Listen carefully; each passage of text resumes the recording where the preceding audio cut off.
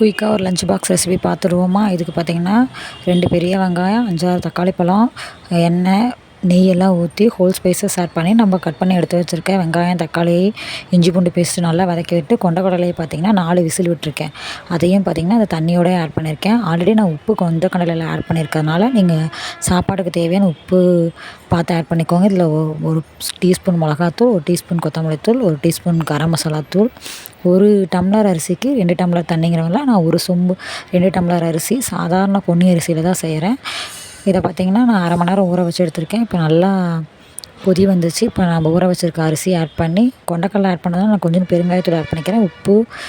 உப்பு காரெல்லாம் பார்த்து செக் பண்ணிட்டு கொஞ்சோண்டு கொத்தமல்லி தழை, புதினா தழையெல்லாம் ஆட் பண்ணிட்டு இப்போ குக்கரை மூடி வச்சு 2 விசில் விட்டு எடுத்திங்கன்னா சுவையான கொண்டக்கடலை சாதம் ரெடி. இந்த மாதிரி மெத்தடில் ஒரு டைம் ட்ரை பண்ணி பார்த்துட்டு எப்படி இருக்குன்னு சொல்லுங்கள். இந்த மாதிரி வீடியோஸ்க்கு மறக்காமல் என் சேனலை சப்ஸ்கிரைப் பண்ணி சப்போர்ட் பண்ணுங்கள். டாட்டா.